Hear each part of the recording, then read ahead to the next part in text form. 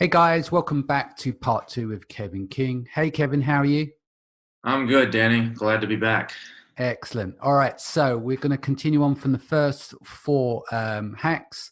We're going to move into the next four. So, what is hack number five? Yeah, I hope from last week's you guys were able to maybe pick one or two of those and be able to use those hacks. So I've got four more for you.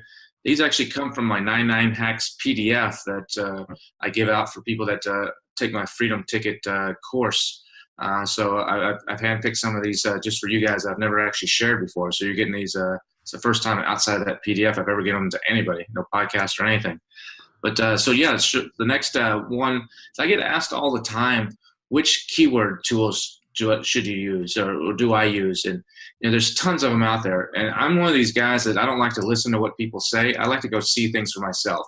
So I wasted thousands and thousands of dollars trying every piece of software out there. And I like to actually validate the data. I trust but verify. So, some of these people making some software are really talented people, and others are, for lack of a better word, they're hacks. They just have cobbled something together, and it's not good. And so the two tools that I use the only two tools that I use at this point for keyword research is the free tool that I use is Sonar. It's sonar-tool.com. sonar-tool.com. That's the best free tool that I found. It's the most accurate. It gives you little bars like how popular something is. And the Chrome extension actually will put it up on the page for you as you're doing searches and you're doing your product investigations. So I find that's a good one to get a really good eyeball and a really good test. I used to use AMS data. I have an AMS, Amazon Marketing Services account, and you can go in there and you can get it'll tell you very low, medium, and high. And I used to use that as a barometer as well. It's kind of similar to the bars on Sonar. But I found that can be influenced sometimes. Some of these Chinese hackers and some of these Pakistani guys and some of these people that are running bots and things can drastically influence those numbers to where they're not so real. So I've quit using that, and I've used it. I'm So, starting just to to use. back up there, when you say that, is that they're sending bots traffic to Amazon based on those keywords, which is influencing and inflating, is what you're saying? Yeah, what people do is they actually will try to influence the suggested search box to actually try to get their brand name or or something or certain keywords to come up higher in suggested search. So there's black hat methods that you can use and to actually influence that. And that's basically the data that Amazon is using in AMS, which is choosing that medium, low, and high. And so I've noticed on different ways that I can't say exactly. I don't do black hat myself, but I've noticed I have access to some stuff where I've seen that it's, a keyword can come out of nowhere and all of a sudden say it's high when there's like 10 people in the world searching for that keyword. But Amazon AMS will say it's a high value keyword or whatever, high volume keyword. And it's not. It's because something's happening. So the tool that I use, it's relatively new, is from Helium 10. It's their Cerebro tool. And I find it to be the most accurate, hands down, when comparing it to my PPC data, when comparing it to all the other data and I'm using market intelligence and some of the other stuff to actually, when I'm doing my product research, it's pretty close to being spot on. Now, its data is going to be different than, say, some of the other tools, the keyword inspectors and the other big ones that, other people know. And sometimes you may be like merchant words, and merchant words may say something is 400,000 searches, and Cerebro may say, no, it's 30,000. And you're like, wait a second, this can't be right. I would trust Cerebro before I would trust anybody else, because most of these people they're straight up guessing, and they're using Google data. But I know the guys at Cerebro have a special way that they're calculating this, and none of them are exactly right.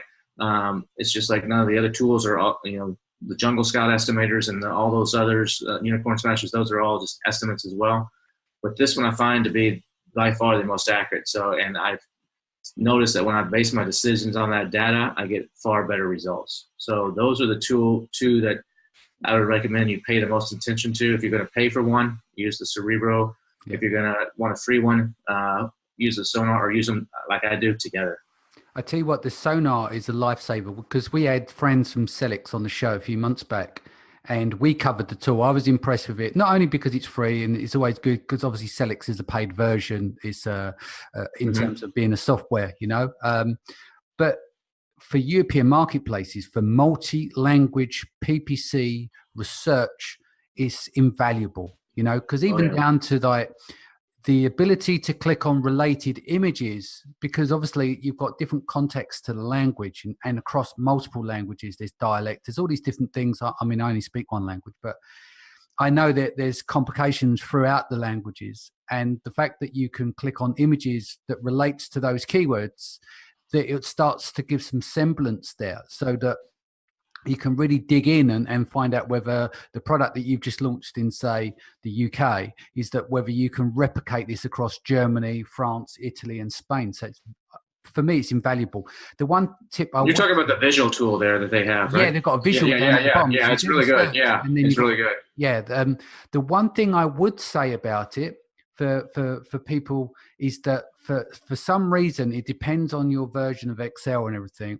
When you download the data, you get all different weird characters and shit in there. But when I spoke to friends, if you import it, 9 times out of 10, it will work out exactly what it is when you download the file, bring it into Google Docs, because that will recognize the file instantly without changing the UTC code or whatever it is. Mm-hmm. Or I think he uses a colon. So when you bring the data in, you can set it up to look it up via colon, and then it brings down the data. So that's the only problem I found with the tool, but it's a phenomenal tool, and I use it all the time.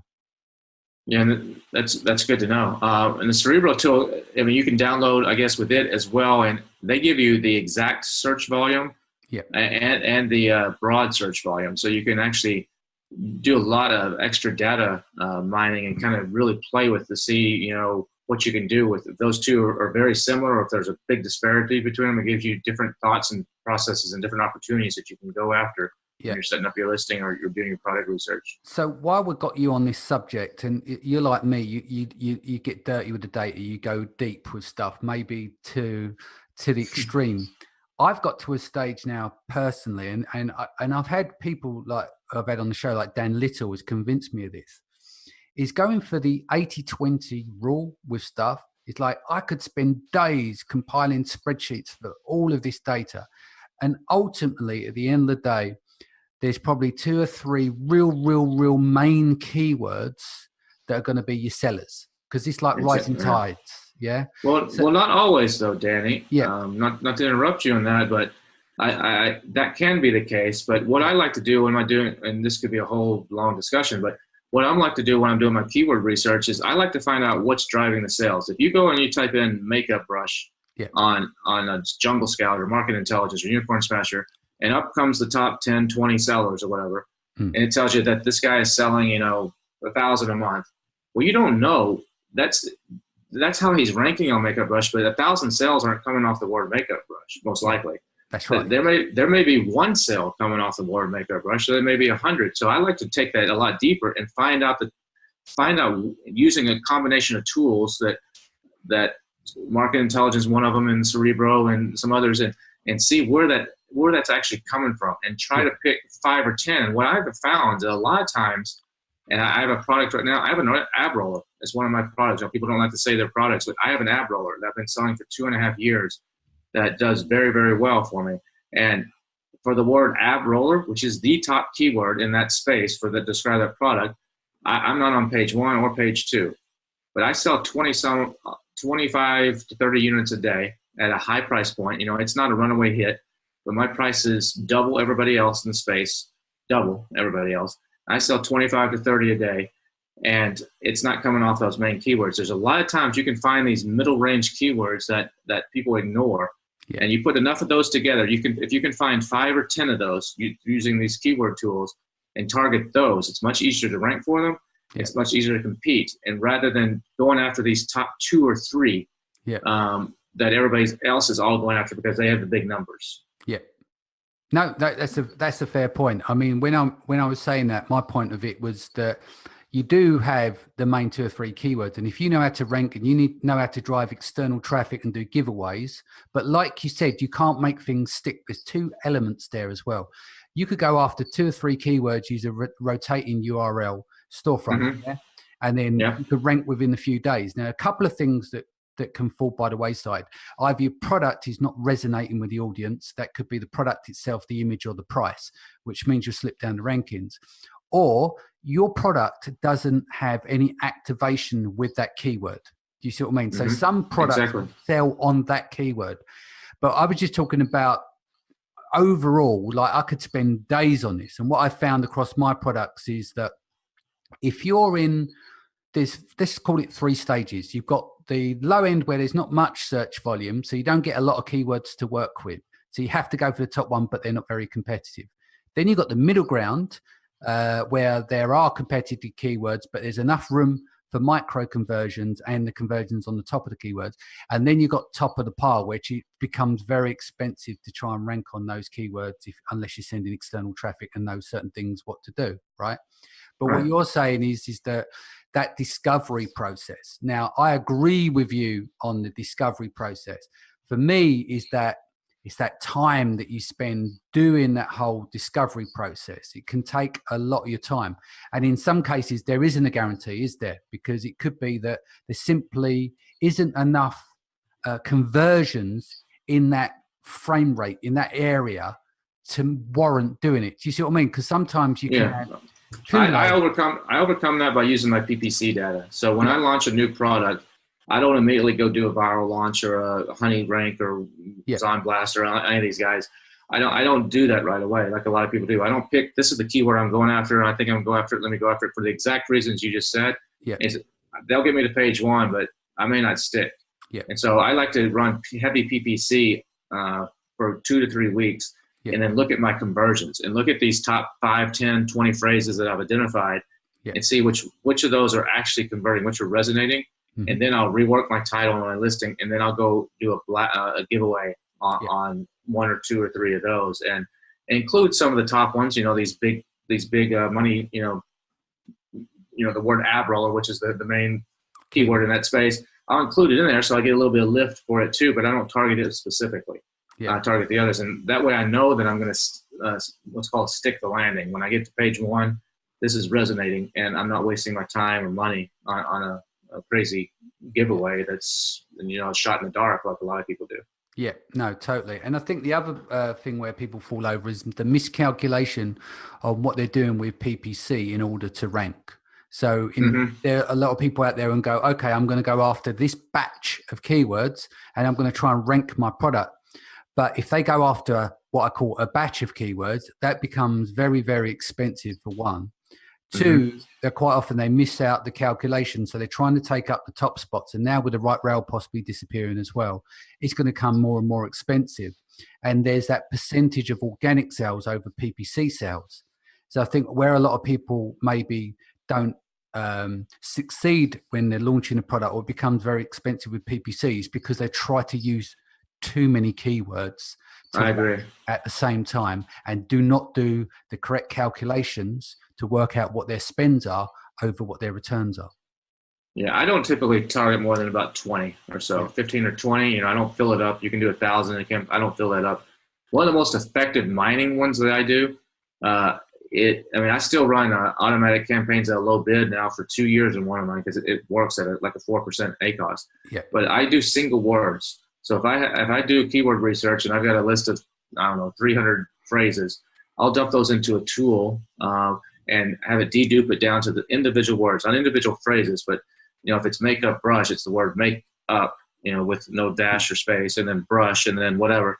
And I'll just do single word, a low bid. I'll put them all in a broad campaign and do a low bid on those, like maybe 15 cents or 20 cents or some really low bid at 10, 20 bucks a day. And you'd be surprised at what happens there. Now, it's not going to make you rich, and put you in the best, make you the best seller. But you might be surprised at what kind of keywords you come up with that you totally overlooked, and they don't cost you hardly anything to get.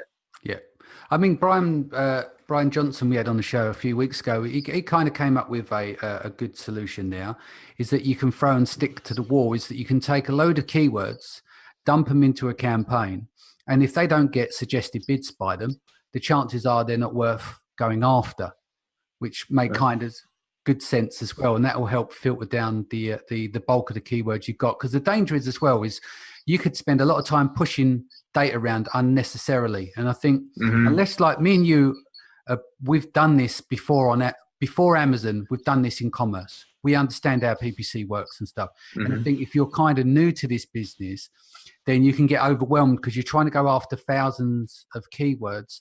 You want to inherently go after the cheaper keywords, but the cheaper keywords won't always convert. And it's nice getting micro conversions, but you need the macros ones as well to make up the difference. But yeah, no, it's been great. So moving on, next one. Sure. Yeah. Sure. Well, let's go along on the same way about ranking and getting sales and stuff. Yeah. A lot of people always want to know, they ask about, how do you get what's this Amazon's Choice Badge and how do you get it? The Amazon's Choice Badge is keyword dependent. So it's not product dependent, it's keyword dependent. So you might have it on one of your products for a certain keyword and not on any other keyword. It's what Amazon's Alexa recommends. So if someone speaks your Alexa, buy me a Danny Sullivan fly swatter, and you're the Amazon's choice for Danny Sullivan fly swatter, it's going to pop that up and put that in your cart on Alexa. But it also can make it, gives it some social proof, because the average customer doesn't know what the hell it means. It thinks Amazon might have said, hey, this is our recommendation. It's kind of like editor's picks in the bookstore or something like that. The way you can actually influence that, if you really want to influence that, the way you can influence that is by sending traffic to using Facebook or your own email list or whatever to your listing, but have them blindly put it to the cart. Because what Amazon is looking for, that gives them the proof that this is viable for Alexa, is that if someone doesn't actually look at your listing to buy the product, because they can't look at your listing if they're telling Alexa to buy it. So they think that if you, in a group of search results, if you know how Amazon has a little, you can click the link to actually go to the product listing, or you can just add it to your cart straight from that search results page. That's what you want to get people to do, is add it straight to the cart from that search results page.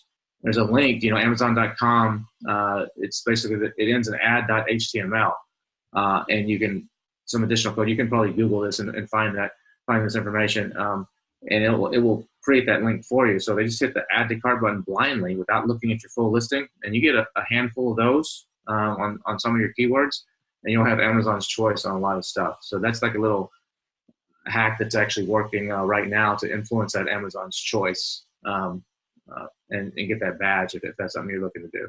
Fantastic. And the final one that you got for us? Sure. Next one is another way to get actually ranked that a lot of people don't realize is when in several categories, most people on Amazon, they don't filter down into a category to actually do a search. If I'm looking for electronics, I don't go to Amazon.com, pull down a little electronics bar, get into my subcategory and type in my keywords. Most people don't do that. Most people type from the general search bars, the all listing up there.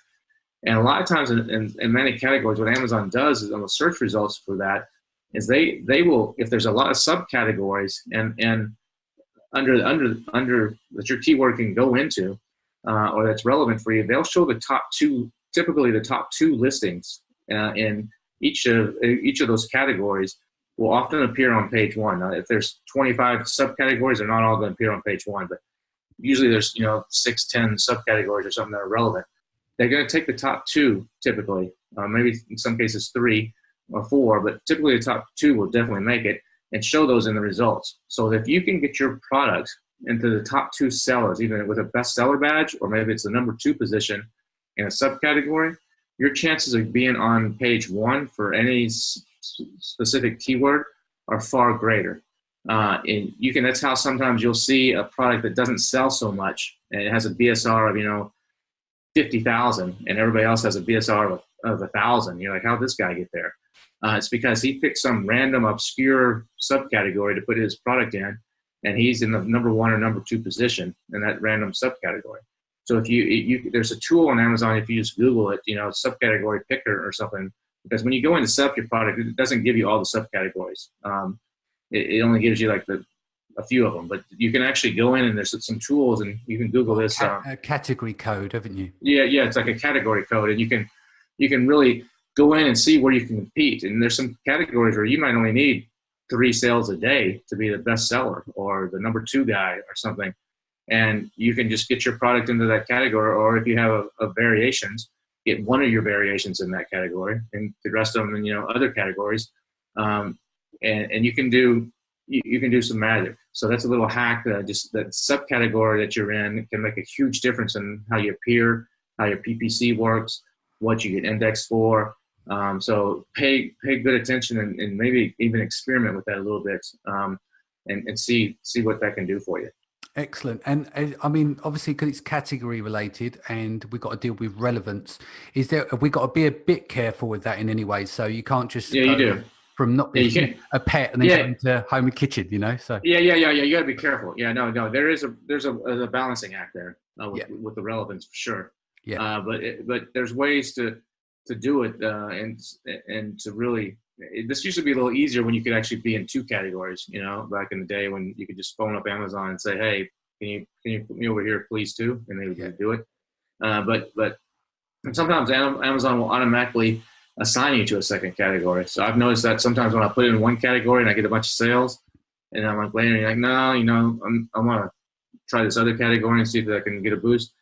I still might have that first category show up down there sometimes as well. So, but just pay attention to that and consider that as a factor when you're setting up your product and trying to position yourself. Yeah, definitely. So no putting silicon hammers in air purifier category. So that's right.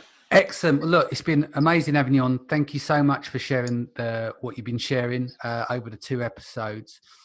Before we go, how can people reach you? Sure. Well, I'm one of the mentors in the Illuminati Mastermind, which is a training, IlluminatiMastermind.com for high-level sellers, where we do a monthly training. We have a live event coming up here in Kauai at the end of January as well.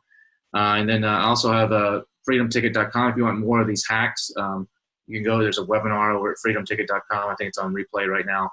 You can check that out. There's a lot of good information in there and tells you how to get this 99 hacks PDF, a lot more of the stuff like we've been talking about. We just did 3 of them today. Or you can go to AMZ Marketer on Facebook, and you can see a lot of the different podcasts and sessions like yourself that I've been on, and just like it over there. And I hope I've given some good value to you guys, and you can take some of this and it helps you in your business. Fantastic. Again, guys, thank you for your time. Kevin, thanks for coming on. I look forward to getting you back next year. I appreciate it, man. Thanks, Danny.